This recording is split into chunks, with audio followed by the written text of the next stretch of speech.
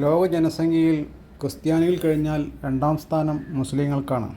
ഇവരിലെ ആദ്യ പ്രധാന വിഭജനം ഷിയ സുന്നി എന്ന നിലക്കാണ്. ഈ സുന്നികളിലെ ഒരു പരിഷ്കരണ പ്രസ്ഥാനമാണ് വഹാബിസം. സൗദി അറേബ്യയിലെ റിയാദിനടുത്ത് ജനിച്ച മുഹമ്മദ് ബിൻ അബ്ദുൽ വഹാബിൻ്റെ പേരിലേക്ക് ചേർത്തിയാണ് ഇതിനെ വഹാബിസം എന്ന് പറയുന്നത്. യഥാർത്ഥത്തിൽ ഈ പേരിൽ അവർ അറിയപ്പെടാൻ ആഗ്രഹിക്കുന്നില്ല.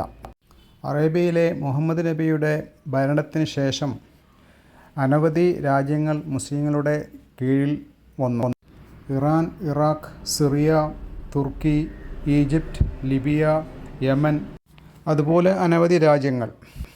അനവധി ഭരണക്രമങ്ങളിലൂടെ നീങ്ങി അവസാനം അത് എത്തിയത് ഉസ്മാനിയ ഖിലാഫത്ത് എന്ന ഭരണകൂടത്തിൻ്റെ കീഴിലാണ്. ഭൂവിസ്തൃതി കൂടുന്തോറും നീതിപരമായി ഭരിക്കാൻ ആർക്കും കഴിയില്ല എന്നതൊരു വസ്തുതയാണ്. അറേബ്യയിലും ഉസ്മാനി ഖിലാഫത്തിനെതിരെ ചില അപശബ്ദങ്ങൾ ഉണ്ടായിരുന്നു. ഈ പശ്ചാത്തലത്തിലാണ് ഇബ്നു അബ്ദുൽ വഹാബ് അറേബ്യയിൽ രംഗപ്രവേശനം ചെയ്യുന്നത്. ഖുർആനും ഹദീസും അക്ഷരം പ്രതി അനുധാവനം ചെയ്യുക എന്നതാണ് അദ്ദേഹത്തിൻ്റെ അഭിപ്രായം. അതുപ്രകാരം പ്രാർത്ഥന അള്ളാഹുവിനോട് മാത്രമേ പാടുള്ളൂ. അള്ളാഹുവിലേക്ക് അടുക്കാൻ വേണ്ടി വേറെ ആരെയും ശുപാർശകരാക്കാൻ പാടില്ല. അതുപ്രകാരം ദർഗകൾ സന്ദർശിക്കരുത്. മഹാന്മാരെ ഇടയാളന്മാരാക്കി ദൈവത്തോട് പ്രാർത്ഥന അരുത്. ഇബ്നു വഹാബിൻ്റെ തത്വങ്ങളിൽ ആകൃഷ്ടനായ ഭരണാധികാരി അദ്ദേഹത്തിന് വേണ്ട എല്ലാ പ്രോത്സാഹനങ്ങളും നൽകി. അങ്ങനെ അവർ ഒരു കരാറിൽ ഏർപ്പെട്ടു. രണ്ടുപേരുടെയും കർമ്മമണ്ഡലങ്ങളിൽ പരസ്പരം സഹകരിക്കാം എന്നതായിരുന്നു അത്.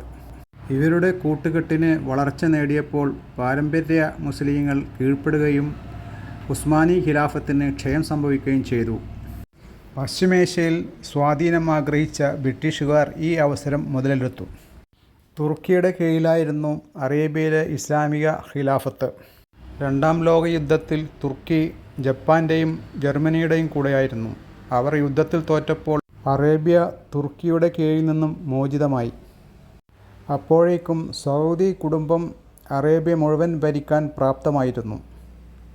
അങ്ങനെ ബ്രിട്ടീഷുകാരുടെ സഹകരണത്തോടെയും ഇബ്നു അബ്ദുൽ വഹാബിൻ്റെ ആശീർവാദത്തോടും കൂടി അറേബ്യ സൗദി കുടുംബത്തിൻ്റെ ഭരണത്തിന് കീഴിലായി. മേഖലയിൽ അസ്ഥിരത സൃഷ്ടിച്ച് ഇടപെടാൻ വേണ്ടി അറേബ്യയെ പല കഷ്ണങ്ങളാക്കി മാറ്റിയിരുന്നു അപ്പോഴേക്കും.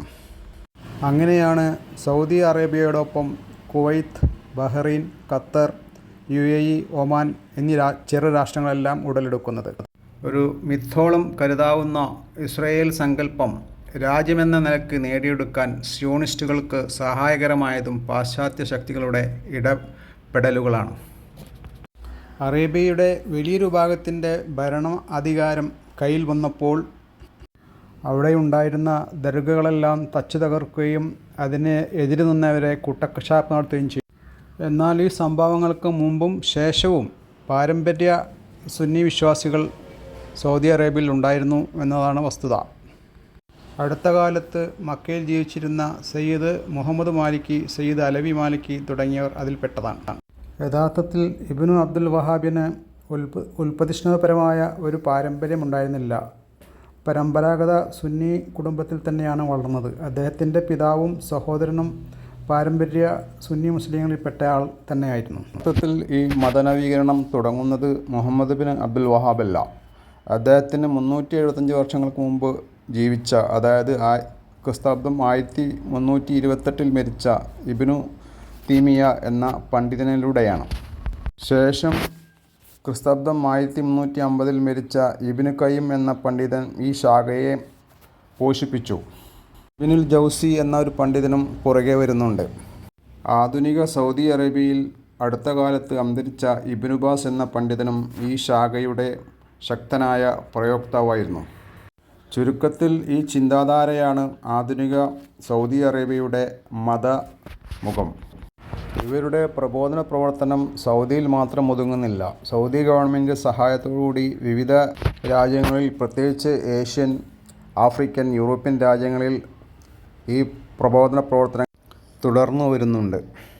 ഇബ്നു അബ്ദുൽ വഹാബ് 1703 ജനിക്കുന്നത്. 89 വയസ്സ് വരെ ജീവിച്ച് 1792 അദ്ദേഹം മരിച്ചു.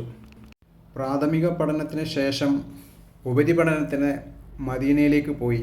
ഇതാണ് അദ്ദേഹത്തിൻ്റെ ജീവിതത്തിൻ്റെ ഗതി മാറ്റിയത്. അവിടെ അദ്ദേഹത്തിൻ്റെ പ്രധാന ഗുരു ഷെയ്ഖ് മുഹമ്മദ് ഹയ്യ എന്ന നക്ഷ്ബന്ദി ഗുരു ആയിരുന്നു. അദ്ദേഹം ഒരു തരീഖത്ത് ഗുരു ആയിരിക്കെ തന്നെ മക്ബറയ്ക്കും തെക്ലീദിനും എതിരായിരുന്നു. അറിയപ്പെട്ട 4 മദ്ഹബുകളാണ് ഹനഫി, ഷാഫി, ഹംബലി, മാലിക്കി. ഇതിൽ ഏതെങ്കിലും ഒരു മദ്ഹബിൽ തുടരണം എന്നാണ് മുസ്ലിം ലോകത്തെ പണ്ഡിതന്മാരുടെ അഭിപ്രായം. അങ്ങനെ ഒരു പ്രത്യേക മദ്ഹബ് അനുധാവനം ചെയ്യേണ്ട എന്നുള്ള അഭിപ്രായക്കാരാണ് തെക്ലീദ് വിരോധികൾ ആയി അറിയപ്പെടുന്നത്. തെക്ലീദ് എന്നാൽ അന്ധമായ അനുകരണം. ഇബ്നു അബ്ദുൽ വഹാബ് പാരമ്പര്യമായി ഒരു ഹംബലി മദ്ഹബുകാരനായിരുന്നെങ്കിലും ഒരു തുറന്ന മനസ്ഥിതിയിലേക്ക് എത്തിപ്പെട്ടു എന്നാണ് മനസ്സിലാവുന്നത്. ഇബ്നു വഹാബ് രണ്ടാമതായി പോയത് ബസറയിലേക്കാണ്. അവിടെ അദ്ദേഹത്തിന് കിട്ടിയ ഗുരു ഇബ്നു റജബ് ആയിരുന്നു. അദ്ദേഹം ഇതുപോലെയുള്ള ആശയങ്ങളെ പ്രോത്സാഹിപ്പിച്ചു. പിന്നീട് ഇറാനിലേക്കാണ് ഇബ്നു അബ്ദുൽ വഹാബ് പോയത്. അവിടെ വെച്ച് അദ്ദേഹം സൂഫിസത്തെ പറ്റി പഠിച്ചു. വീണ്ടും അദ്ദേഹത്തിൻ്റെ യാത്ര സിറിയ, ഈജിപ്തിലേക്ക് നീണ്ടു. ഇബ്നു അബ്ദുൽ വഹാബ് ദൈവത്തിൻ്റെ സമീപസ്ഥരായ വലിയുകളെയോ അവരുടെ കറാമത്തുകളെ നിഷേധിച്ചില്ല എന്നാണ് പറയപ്പെടുന്നത്. മറിച്ച് അവരെ ഇടയാളാക്കിയുള്ള പ്രാർത്ഥനകൾ ദൈവവിരോധവും ശിർക്കുമാണെന്ന് പ്രഖ്യാപിച്ചു. അതിനാൽ മക്ബറകളിലേക്കുള്ള യാത്ര അദ്ദേഹം വിലക്കി. എന്നാൽ അദ്ദേഹത്തിൻ്റെ കുടുംബത്തിൽ തന്നെ അദ്ദേഹത്തിന് എതിർപ്പ് വന്നു. അദ്ദേഹത്തിൻ്റെ സഹോദരൻ ഇതിനെതിരെ ഒരു പുസ്തകം ഇറക്കി. പണ്ഡിതനായ അദ്ദേഹത്തിൻ്റെ പിതാവും അദ്ദേഹത്തിന് എതിരായിരുന്നു. അദ്ദേഹത്തിൻ്റെ ഗുരുവായ മുഹമ്മദ് ബിൻ സുലൈമാൻ ഖുർദി എന്നവർ ഇതിനെതിരെ ഒരു പുസ്തകം തന്നെ ഇറക്കി. അതിൽ അദ്ദേഹം പാരമ്പര്യ മുസ്ലിങ്ങളുടെ ചെയ്തികളെ ന്യായീകരിച്ചു. മഹാന്മാർക്ക് സ്വയം കഴിവില്ല എന്ന ബോധ്യത്തിൽ അവരോട് സഹായം തേടുന്നത് തെറ്റല്ല എന്ന് അദ്ദേഹം സമർത്ഥിച്ചു. 1730 27 വയസ്സുള്ളപ്പോഴാണ് അദ്ദേഹം പ്രത്യക്ഷപ്പെടുന്നത്. 1737 അതായത് 34 വയസ്സാകുമ്പോഴേക്കും അദ്ദേഹത്തിന് നല്ല പ്രചാരം കിട്ടി. പ്രാദേശിക ഭരണാധികാരിയായ മുഹമ്മദ് ബിൻ സൗദാണ് അദ്ദേഹത്തിന് സഹായം ചെയ്തത്. പിന്നീട് ഭരണാധികാരിയായി വന്ന അബ്ദുൽ അസീസ് ബിൻ മുഹമ്മദും അവരുടെ മകൻ സൗദ് ബിൻ അസീസും അദ്ദേഹത്തിന് സഹായങ്ങൾ ചെയ്തു. ഈ രാജപരമ്പരയെ ആലു സൗദ് എന്നാണ് അറിയപ്പെടുന്നത്. മുഹമ്മദ് അബ്ദുൽ വഹാബിന് 4 പുത്രിമാരും 6 പുത്രന്മാരും ഉണ്ടായിരുന്നു. ഇവരുടെ പരമ്പരയെ ആലു ഷെയ്ഖ് എന്നും അറിയപ്പെടുന്നു. ഒറ്റനോട്ടത്തിൽ വഹാബിസം ശരിയാണെന്ന് തോന്നാമെങ്കിലും പാരമ്പര്യ മുസ്ലിങ്ങൾ ഇതിനെ അംഗീകരിച്ചിട്ടില്ല. ഇതിന് അടിസ്ഥാനപരമായി ചില ഹദീസുകൾ ചൂണ്ടിക്കാണിക്കപ്പെടുന്നുണ്ട്. ഒരിക്കൽ നബി ഷാമിനും യമനും വേണ്ടി പ്രാർത്ഥിച്ചു. അപ്പോൾ ഒരാൾ ചോദിച്ചു, നജിദിന് പ്രാർത്ഥിക്കുന്നില്ലയോ എന്നും. അപ്പോൾ നബി പ്രാർത്ഥിച്ചില്ലെന്ന് മാത്രമല്ല, അവിടെ നിന്നാണ് പിശാചിൻ്റെ കൊമ്പ് ഉയരുന്നത് എന്ന് പറഞ്ഞു.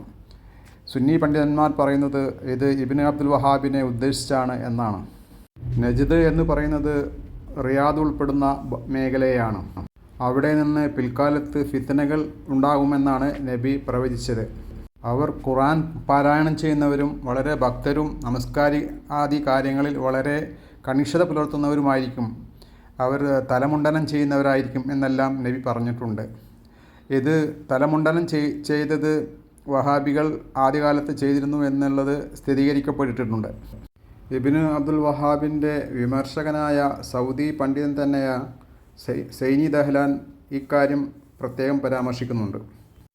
സൈനി ദഹ്ലാൻ ജനിച്ചത് ഇബ്നു അബ്ദുൽ വഹാബ് മരിച്ചിട്ട് 25 വർഷം കഴിഞ്ഞാണ്. ഈ പ്രസ്ഥാനത്തിനെതിരെ സൈനി ദഹ്ലാൻ 5 പുസ്തകങ്ങൾ എഴുതി. യമനിൽ നിന്നും മതപ്രചരണാർത്ഥം കേരളത്തിൽ വന്ന് കോഴിക്കോട് കുറ്റിച്ചിറയിൽ അന്ത്യവിശ്രമം കൊള്ളുന്ന ഷെയ്ഖ് ജിഫ്രിയും വഹാബിസത്തെപ്പറ്റി ആദ്യകാലത്ത് തന്നെ പുസ്തകം എഴുതിയിട്ടുണ്ട്.